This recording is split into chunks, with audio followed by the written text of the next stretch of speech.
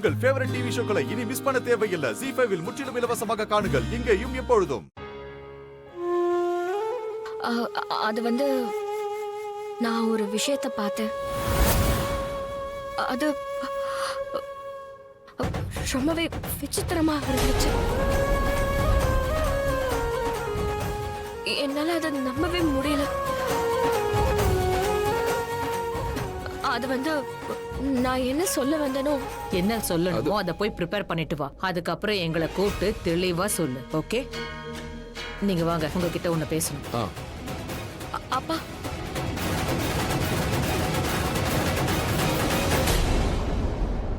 Attention everybody, look at me, look at me. Engagement ring கொஞ்ச நேரம் கண்ணாமூச்சி ஆடுச்சு. அத நாங்க அவுட் பண்ணிட்டோம். என்னாச்சு? உங்களுக்கு புரியல? அட தொலைஞ்சு போன என்கேஜ்மெண்ட் ரிங் கிடைச்சிருச்சு. இப்ப என்கேஜ்மெண்ட் நடத்தலாம். அதுவும் இப்பவே நடத்தலாம். என்ன பாக்குறீங்க? கையை தட்டுங்க. எல்லாரும் தட்டுங்க. சரி, ரிங் எங்க இருந்தது? லக்ஷ்மியோட ரூம்ல தானே இருந்தது. அவ ஃபேஸ பார்த்தாலே தெரியுது அவ இப்ப அழ போறா.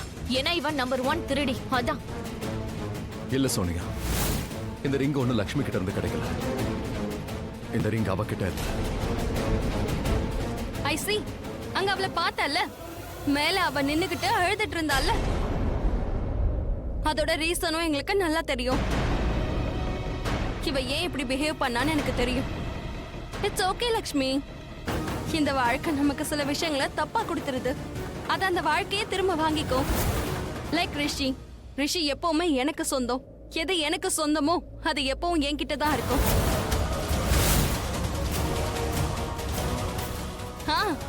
நடுவுல என் தலையெழுத்து தப்பான அட்ரஸ்க்கு போயிடுச்சு.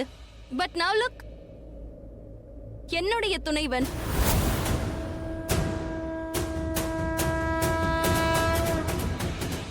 மை காட், நீ ரொம்ப பெர்ஃபெக்ட்டா சொன்ன. ஐ அம் so proud of you. Lovely. போலாமா?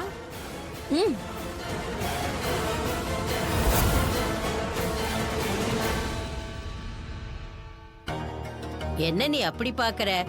லக்ஷ்மிக்கு பதிலடி கொடுக்க தெரியலன்னா அதுக்கு நான் பொறுப்பு இல்ல. ஏன் தப்பும் இல்ல. யாரு சரியா இருக்காங்களோ அவங்க தான் பேசுவாங்க, இல்லையா? ஆனா நான் நினைச்ச மாதிரி லக்ஷ்மி இப்ப இல்லையே. இவங்க அப்படி இல்லைன்னா உண்மையாவும் இருக்க முடியாது. என்ன பார்த்துட்டு இருக்கீங்க? நான் தான் அனௌன்சர். காமெண்டேட்டர் மாதிரி பார்க்காதீங்க. அட, இப்ப நீங்க தான் பேசணும். பேசுங்க. அதான் மந்திரம் சொல்லுங்க. ஃபங்க்ஷன் ஆரம்பிச்சு வச்சிருங்க. என்னப்பா கடவுளே, இப்பயாவது சேர்த்து வச்சிரு. ரொம்ப பண்ற.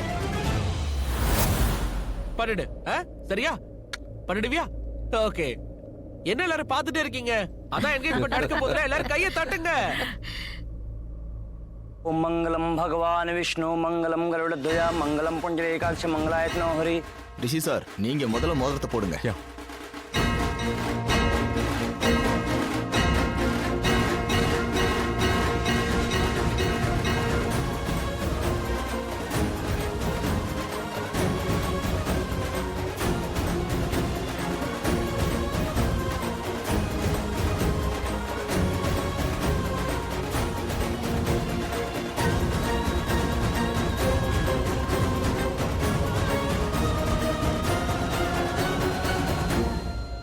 மாமா, பெரிய தப்பு பண்றீங்க நீங்க.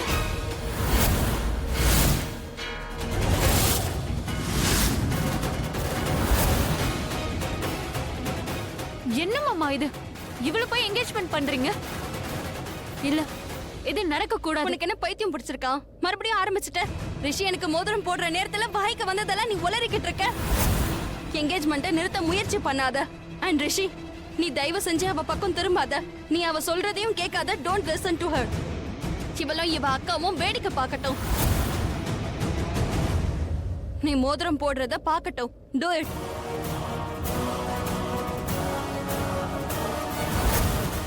நானும் தான் இத பார்க்கணும்.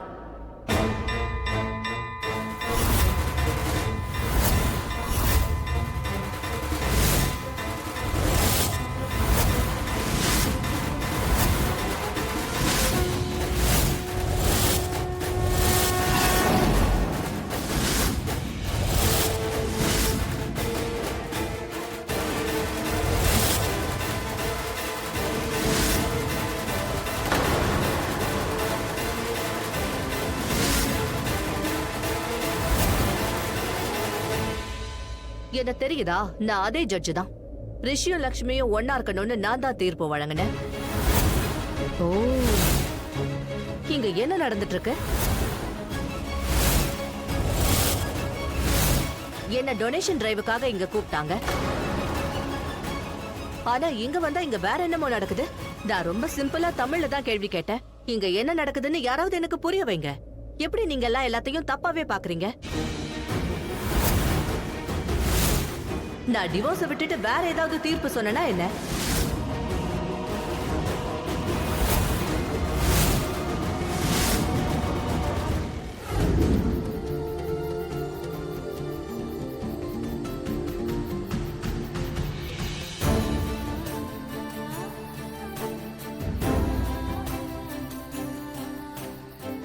லக்ஷ்மி, ஆக்சுவலா நான் உன்கிட்ட ஒரு விஷயம் சொல்லணும். ஒரு ஜட்ஜா நான் உன்கிட்ட பேசல.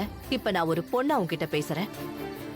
உன்னை விட நான் வயசுல பெரியவ, அதோட அனுபவத்திலையும் பெரியவ. அதனால கவனமா கேளு, அதோட சொல்றத புரிஞ்சுக்கவும் பாரு. லைஃப்ல அடுத்த நிமிஷத்தை பத்தி யாருக்கும் நம்பிக்கை இல்ல. அதனால வாழ்க்கையே உன்கிட்ட வந்து நின்னா அத வீணா இழக்க பார்க்காத. அதோட மதிப்பை புரிஞ்சுக்க.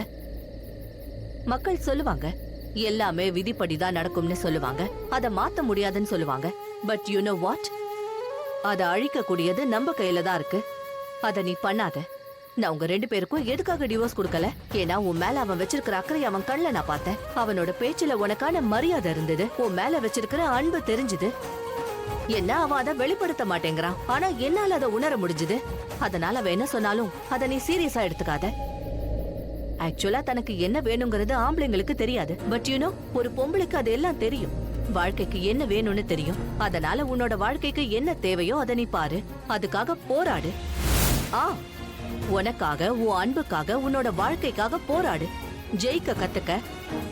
எனக்கு நல்லா தெரியும் ரிஷி கன்ஃபியூஸ்டா மட்டும் கிடையாது. அவனை யாரோ நல்லா குழப்புறாங்க. மலிஷ்கா கூட தான் வாழ்ந்தாகணும்னு யாரோ ஃபோர்ஸ் பண்றாங்க. ஆனா நீ எல்லைய மீறிட்டியே.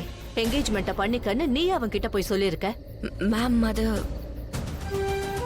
சாரி மேம், என்னால உங்ககிட்ட முழு விஷயத்தையும் சொல்ல முடியல. ஆனா எனக்கு என்ன தோணுதுன்னா, ரிஷி தான் மலிஷ்காவை என்கேஜ்மெண்ட் பண்ணிக்கணும்னு ஆசைப்பட்டான். 3 மாசத்துல எங்களுக்கு டிவோர்ஸ் ஆயிடுச்சுன்னா மலிஷ்காவை அதுக்கப்புறம் கல்யாணம் பண்ணிக்கலாம்னு அவன் வெயிட் பண்றான். அவனு இதை என்கிட்ட சொன்னான். அவன் சொன்ன உடனே நீ அதை நம்பிட்டியா? உண்மையாவே ரிஷி மலிஷ்கா கூட தான் வாழ ஆசைப்படுறான்னு உனக்கு தோணுதா? உன் மனசு கிட்ட நீயே கேளு, என்ன பதில் சொல்லுதுன்னு பாரு. ஜீ5 ஆப்பை டவுன்லோட் செய்து அனைத்து எபிசோடுகளையும் இலவசமாக பாருங்க.